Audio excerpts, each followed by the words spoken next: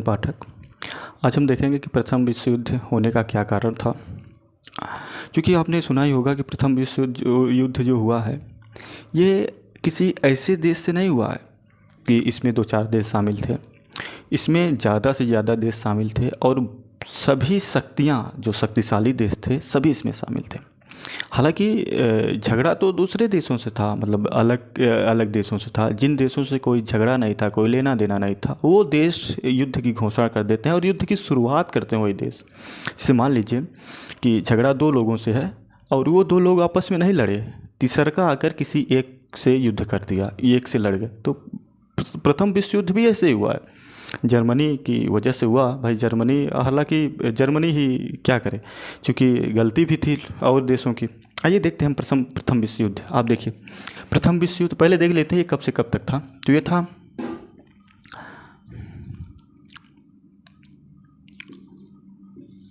अरे ये तो चल ही नहीं रहा यार। 28 जुलाई से 28 जुलाई 1914 से ये चला था 11 नवंबर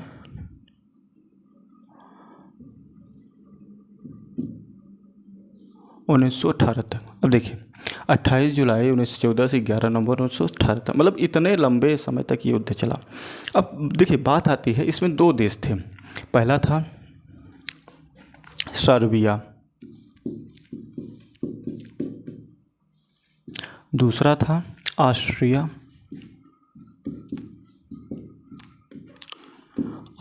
हंगरी। हंगरी इसकी टाइटल है, हालांकि ऑस्ट्रिया हंगरी ही बोला करिए क्योंकि ऑस्ट्रिया से ऑस्ट्रेलिया हो जाएगा ना, तो ऑस्ट्रिया हंगरी। अब देखिए बात थी सर्बिया और ऑस्ट्रिया की। बात ये थी कि 28 जुलाई के 1 महीने पहले ही, मतलब 28 जुलाई 1 महीने पहले अगर हम जाएंगे तो कितना हो जाएगा 28 जून। 28 जून को क्या होता है कि सर्बिया के जो शासक थे, वो 28 जुलाई को क्या कर देते हैं, ऑस्ट्रिया के जो राजकुमार थे उसकी हत्या करवा देते हैं। इनके सर्बिया के शासक का नाम था गैब्रिएले प्रिंसिप। यहाँ के जो राजा थे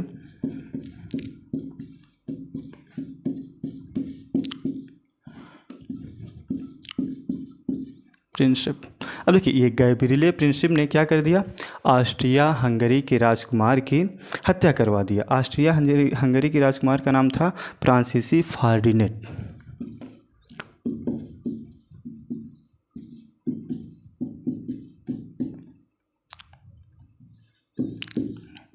अब गैब्रिएले प्रिंसिप ने फ्रांसीसी फर्डिनेंड की हत्या करवा दी। ये ऑस्ट्रिया के राजकुमार थे। कब करवा दी, 28 जून 1914 को। ठीक, अब देखिए बात यहाँ पर थी। अब 28 जून 1914 को उन्होंने क्या कर दिया, हत्या करवा दिया फ्रांसीसी फर्डिनेंड। किसने, सर्बिया ने। अब भाई ऑस्ट्रिया का राजकुमार खोया, ऑस्ट्रिया के लोगों ने अपना राजकुमार खोया। तो ऑस्ट्रिया के लोगों ने कहा सर्बिया के राजा से कि आप क्या कहते हैं क्यों मरवाया, और अगर आपने ये कह रहे हैं कि हमने नहीं मरवाया, इन्होंने कहा कि हमने नहीं मरवाया, कोई मार दिया होगा, भूल चूक से मार दिया होगा। तो ऑस्ट्रिया वाले ने कहा इनसे कि भाई किसने मारा है, आप पकड़वाइए उसको पकड़वाइए, मेरे सामने लाइए। ये चुप थे, इन्होंने ध्यान ही नहीं दिया कि क्या कहते हैं ऑस्ट्रेलिया कुछ कर रहा है इनसे, ऑस्ट्रिया हंगरी कुछ कर रहा है, इन्होंने इस बात पे ध्यान ही नहीं दिया। इसमें एक चिंगारी उठी और सबसे जो उस समय यूरोप का सबसे शक्तिशाली देश था वो था जर्मनी।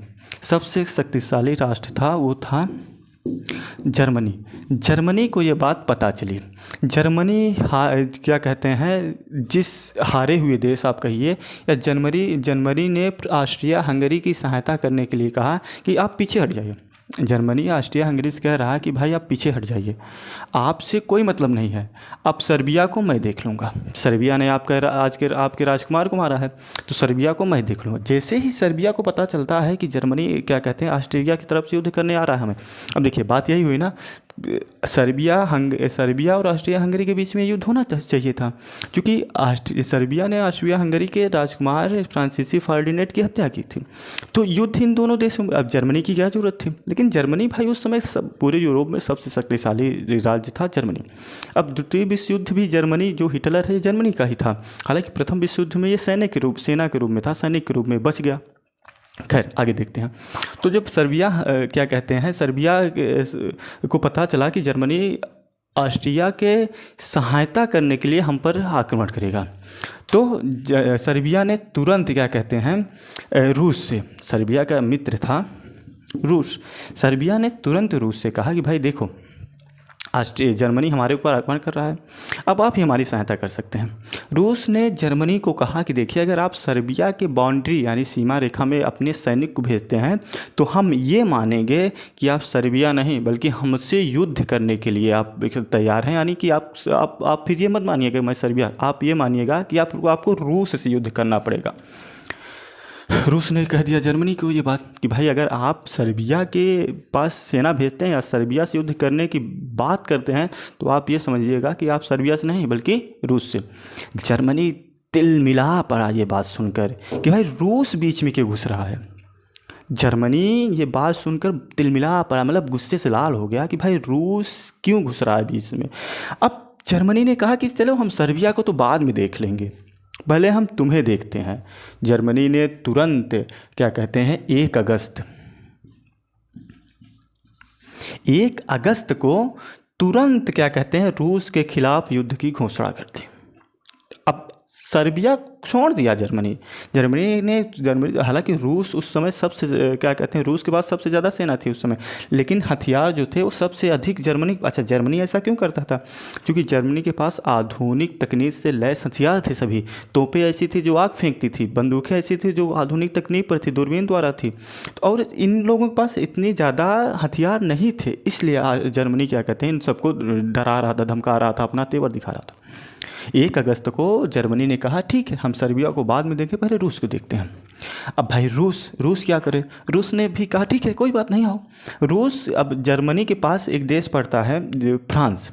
अब रूस जो है वो फ्रांस का मित्र है, तो रूस ने फ्रांस से कहा कि भाई अब तुम ही देख लो जर्मनी को, हम क्यों उतनी दूर आए जाएं।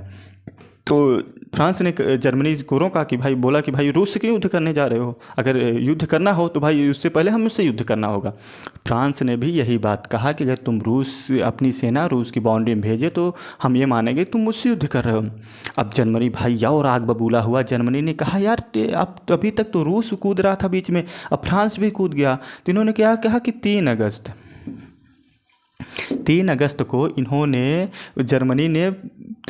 को जर्मनी ने क्या किया, फ्रांस के खिलाफ युद्ध की घोषणा कर दी।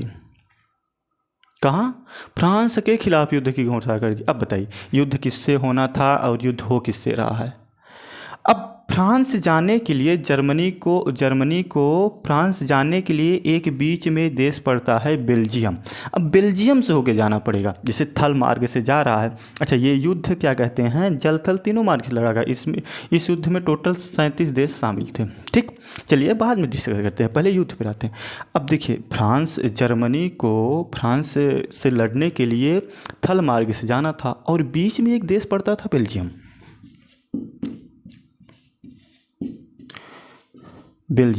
अब बेल्जियम से होकर गुजरना पड़ेगा किसको, जर्मनी को, फ्रांस से युद्ध करने के लिए।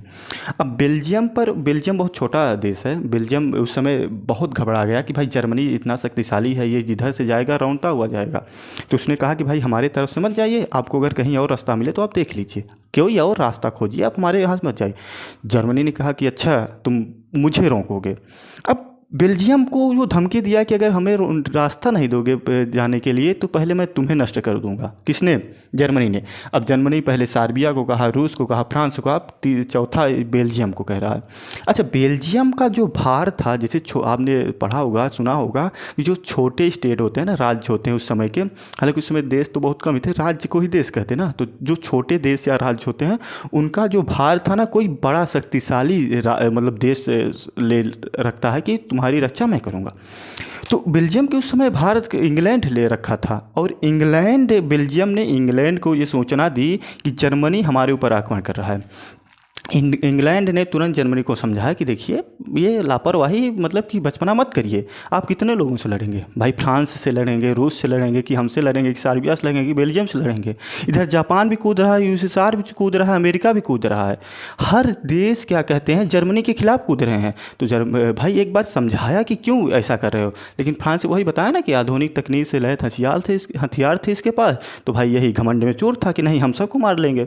ठीक है, अच्छी बात है। अब आइए देखते हैं इधर बेल्जियम के पास से जब ये गुजर रहा था तो ये माना नहीं जर्मनी, इंग्लैंड के बहुत समझाने के बाद भी जर्मनी नहीं माना।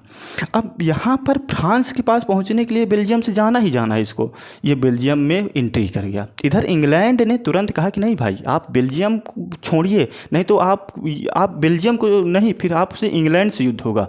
जर्मनी ने कहा कि ठीक है, इंग्लैंड से हो या किसी अन्य राष्ट्र से हो, हम फ्रांस पर हमला करेंगे तो करेंगे। इंग्लैंड से भी ये देखिए, अब 1 अगस्त को ये रूस, 3 अगस्त को फ्रांस और 8 अगस्त को कितने 8 अगस्त को ये इंग्लैंड यानी बेल्जियम से युद्ध की घोषणा कर देता है। अब देखिए, अब यहाँ पर ये 1 2 3 4 5, अब देखिए जैसे कि सबसे पहले सर्बिया और ऑस्ट्रिया की बात थी, सर्बिया के बाद रूस के बाद फ्रांस के बाद बेल्जियम के बाद इंग्लैंड के बाद आ जाता है जापान के बाद आ जाता है यूएसएसआर। अब देखिए, इतना करने के बाद जर्मनी रुका नहीं, जर्मनी युद्ध की घोषणा कर देता है और अंतोगत्वा युद्ध स्टार्ट। अब युद्ध चलता है भाई 28 जुलाई 1914 से 11 नवंबर 1918 तक, इतने समय तक में 37 देश एंट्री कर गए थे युद्ध में। ये सबसे बड़ा, मतलब ऐसा लग रहा था उस समय कि इससे ज़्यादा युद्ध नहीं, इसे तो ग्लोबल वार कहा जाता है। ग्लोबल वार मतलब कि सबसे, मतलब ग्लोबल मतलब पूरी धरती पर लड़ा जाने वाला युद्ध है, हम प्रथम विश्व युद्ध कह सकते हैं। अब यहाँ पर इंग्लैंड जब क्या कहते हैं, फ्रांस, रूस, इंग्लैंड ये चारों मिलकर जर्मनी को धो दिए, पूरी तरह से जर्मनी को नष्ट कर दिया। नष्ट करने का मतलब तहस नहस, पूरी तरह जर्मनी तहस नहस हो गया। तहस नहस होने के बाद एक बात सामने आई कि भाई अगर जो इस समय टोटल लगभग 160 करोड़ लोग मारे गए थे, 160। अब देखिए 160 करोड़ मारे जाने का भाई, ये तो कोई मतलब 2-4 लोग तो है नहीं कि भाई कोई भी इंसान आके उनके घर का खर्चा दे देगा। सैनिक हैं तो उनके घर में भत्ते दे देंगे, भाई जो वेतन मिल रहे हैं उनके पत्नी को, उनके और जो बच्चे हैं उनको भाई खाना, अब भाई कौन देगा। तो ये सारे के सारे क्या कहते हैं, जो इसका खर्चा होता है जीते हुए देश हारे हुए देश पर थोप देते हैं। मतलब जो देश हार गया है, ऑलरेडी नुकसान कर दिया है, उस पर पूरा खर्चा थोप देते हैं। खर्चा किसको देना है? जर्मनी को। और जर्मनी के ऊपर संधि लगा देते हैं कि आप 1 लाख से अधिक सेना नहीं रख सकते, ये आप शर्त मानिए। और तो और इन्होंने ये कहा कि आप कोई तोप नहीं रख सकते, आप किसी प्रकार के आधुनिक हथियारों से लैस कोई बंदूक नहीं रख सकते, ना तो आप तोप रख सकते हैं, ना तो आप 1 लाख से अधिक सैनिक रख सकते हैं, ना तो आप किसी भी प्रकार की कोई आधुनिक हथियार रख सकते हैं। आप दूरबीन क्या कहते हैं बंदूक रख लीजिए और 10 किलोमीटर मार दीजिए कोई आ रहा है। आप आग वाला क्या कहते हैं, उस समय आग का जो तोप था वो किसी के पास नहीं था, सिर्फ जर्मनी के पास था।